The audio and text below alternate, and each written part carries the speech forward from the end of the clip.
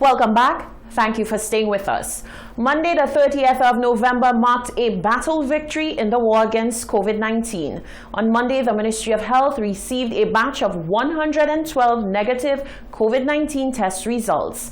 Today, Tuesday, the 1st of December, the ministry has reported 7 recoveries, bringing the new total number of active cases currently in country to 119. At present, all of the active cases are stable and doing well. To date, St. Lucia has recorded a total of 138 recoveries in country. Bar owners are not happy with the extension of COVID-19 protocols meant to reduce the spread of the virus.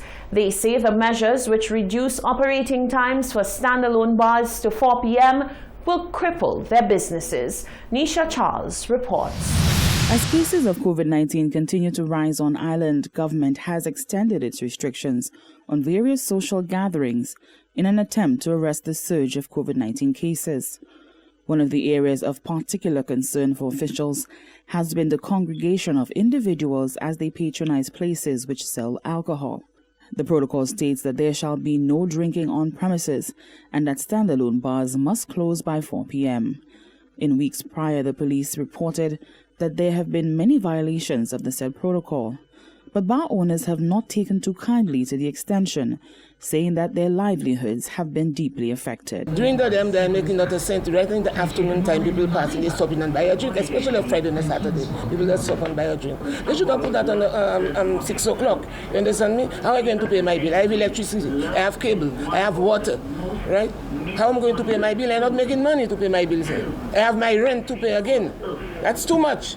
People feel different things. They should have put it about 6 o'clock, not 4 o'clock. 4 o'clock is the time people buy a little drink. You come from work, we will stop you buy a drink. They should have put it 6 o'clock, even 7 o'clock they should have put it. But I also tell people to put the mask. At Friday's press briefing, the Deputy Commissioner of Police revealed that a number of bars remained open until after 11 p.m., way past the stipulated closure time.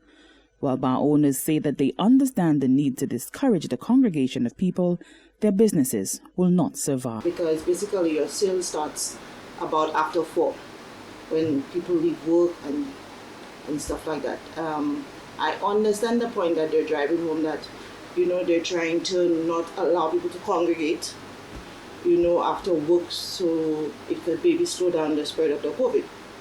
But my thing is, people will congregate regardless, because as we could see, even when the bar shut down at 4, people don't go home. They stay around and they linger. And is COVID only spread at 4 o'clock? You understand? Is it only a evening thing, not a day thing? Because we're going to and through, we go to the buses, we go to work, and it's something you cannot run away from. So to me, targeting the bars alone does not make sense. The extended protocols will remain in effect until December 14. For the Hot 7 News, Nisha Charles reporting. Members of the public are weighing in on the extension of COVID-19 protocols for another 2 weeks until the 14th of December 2020. These include the closure of bars at 4 p.m., business closures by 9 p.m., no hosting of contact sports, no social gatherings, and the 10-passenger limit for public transportation. The Chief Medical Officer stressed that St. Lucia remains in a critical stage of its COVID-19 response and could see cases surpass 1,000 if the protocols are eased or not adhered to. So has the message resonated with Joe and Jane public, or do they think that the protocols should have been eased or made even stricter to curb COVID-19 spread? Let's find out. Should be extended. Yeah, because the people not paying, and that thing is coming more and more and more. You don't want to wear the mask, and they want to be all along like fowls, and do not be innocent. So they should put more on them. I think it should be extended because the people, they don't take it serious. And every day you get more and more, and you're not getting 1, 2, you're getting 9, 10, 11. So it should be more. They should extend it only more. I think it should be extended, definitely, to curb the rise we have with the cases.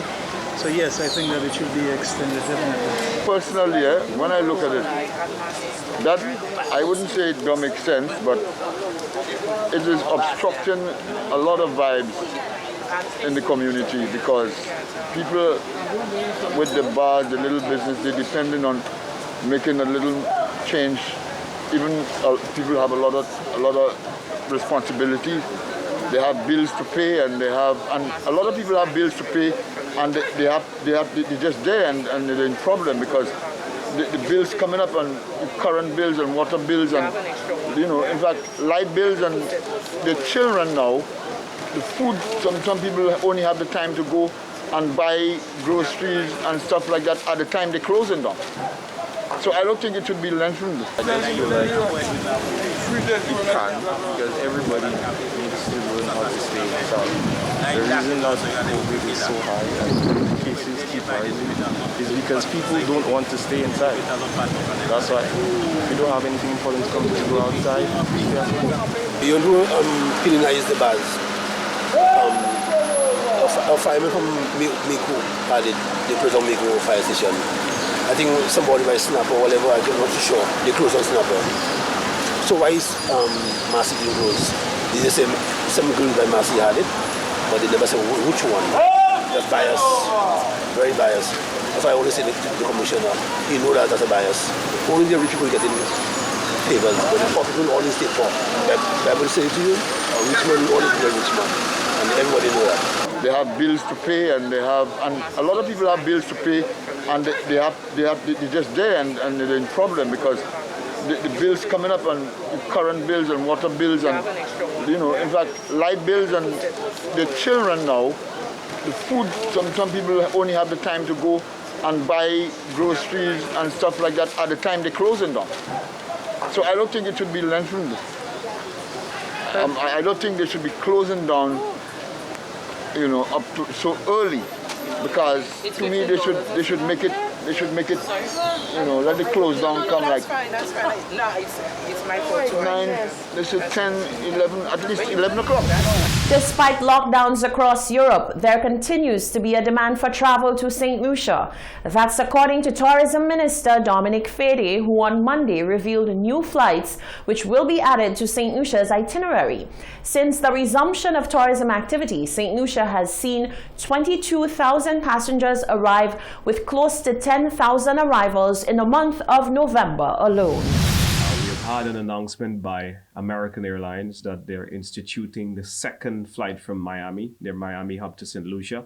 And that is for the first time since we've had the COVID, or since we would have reopened our borders. And JetBlue starts from New York with one flight. We also have JetBlue out of Boston with one flight as well.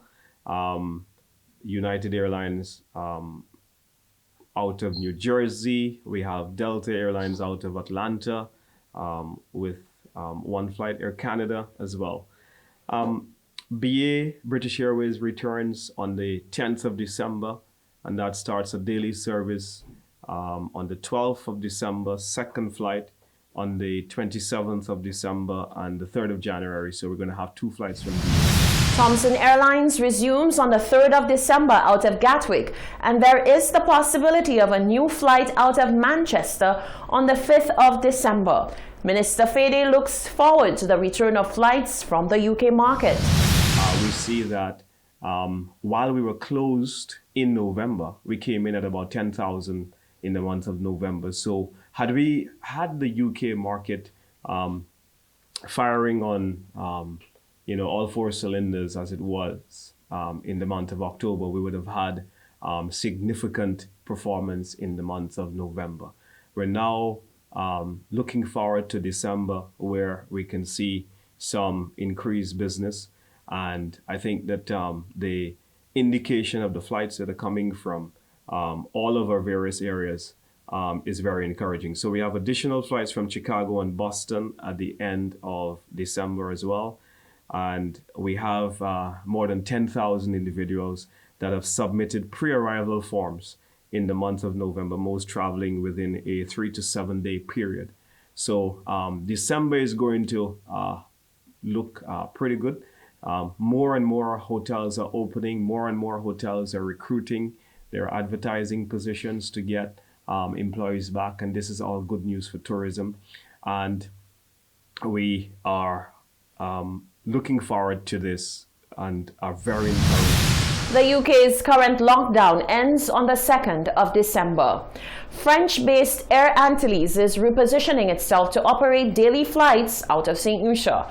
The regional carrier made the announcement on Monday. Air Antilles, which has operated among the French, Dutch, and Spanish-speaking Antilles, has over the years increased its flights to the English-speaking Caribbean. The company's CEO says that before COVID-19, Air Antilles had near-daily flights to St. Lucia, connecting to regional territories.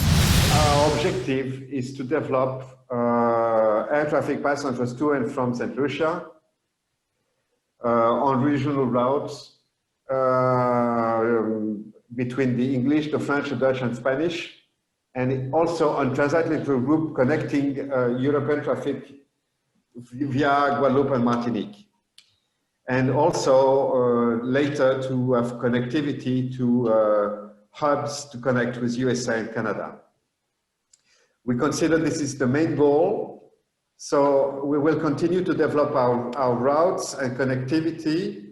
Obviously, what we are doing today is waiting for the COVID to disappear and have the people that are traveling a little more to increase our frequencies. But so far, we are flying 3 to 4 times a week, and hopefully we hope to have more than a daily flight. In August 2020, Air Antilles reclaimed their space in St. Lucia's skies, operating 4 flights per week out of St. Lucia. You're watching the Hot 7 TV Nightly News. Stay with us. There's more news coming up after the break.